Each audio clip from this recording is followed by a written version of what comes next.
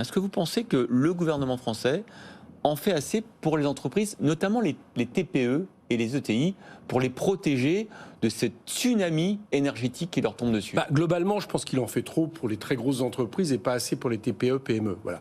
Alors, c'est pas seulement la question de l'énergie. Moi, je vais lancer là une mission d'information au niveau de la Commission des finances sur la question de la fiscalité des entreprises.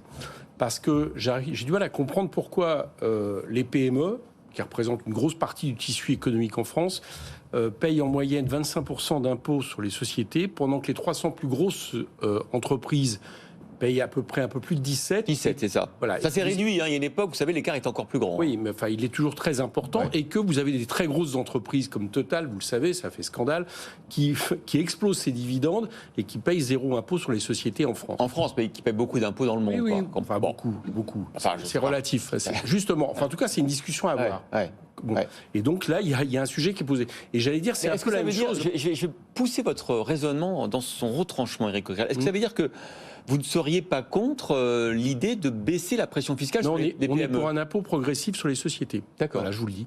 Qui pourrait être d'ailleurs en fonction de certains critères, de savoir à quoi est utilisé le profit des entreprises, combien de salariés sont employés, est-ce que les critères sociaux, les critères écologiques sont respectés. C'est pas compliqué, c'est pas un peu une usine à gaz de faire ça? Est-ce que c'est le rôle de l'État d'aller définir tous les critères? C'est le rôle de l'État d'organiser la fiscalité. Ça, c'est clairement.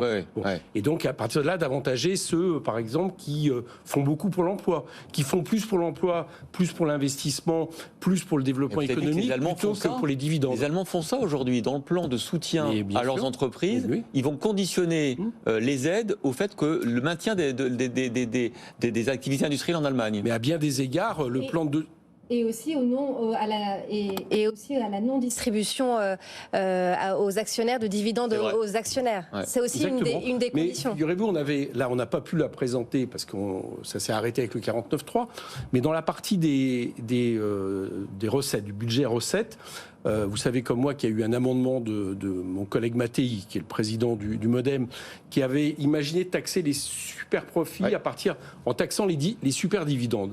Nous, on n'a pas pu le présenter, on avait une autre mesure qui était, à mon avis, encore plus intéressante, si je peux me permettre, vis-à-vis de Mattei, qui était l'idée de dire, on regarde les entreprises qui ont versé beaucoup plus de dividendes que dans la période d'avant-crise, et on taxe les entreprises en fonction du volume des dividendes. C'est-à-dire pas des profits, parce que les profits, vous pouvez les utiliser pour faire des investissements, mais en fonction des dividendes, c'est-à-dire ce qui alimente la rente capitaliste de manière totalement disproportionnée. Ce qui est aussi, pardon, je me fais peut-être l'avocat du diable, selon vous, mais ce qui permet aussi d'attirer les investisseurs pour investir dans les entreprises. Ça, c'est à voir. Justement, le problème de ça, c'est que les chiffres ne le montrent pas vraiment, quoi. C'est-à-dire que, si vous voulez, proportionnellement, on voit bien comment les dividendes ont explosé, mais on ne voit pas comment proportionnellement les investissements ont augmenté à la hauteur des dividendes. Bon, c'est tout le problème de la politique dite du ruissellement, de la compétitivité, et pour le moment, on trouve que le moins qu'on puisse dire, c'est que ça ne porte pas ses fruits.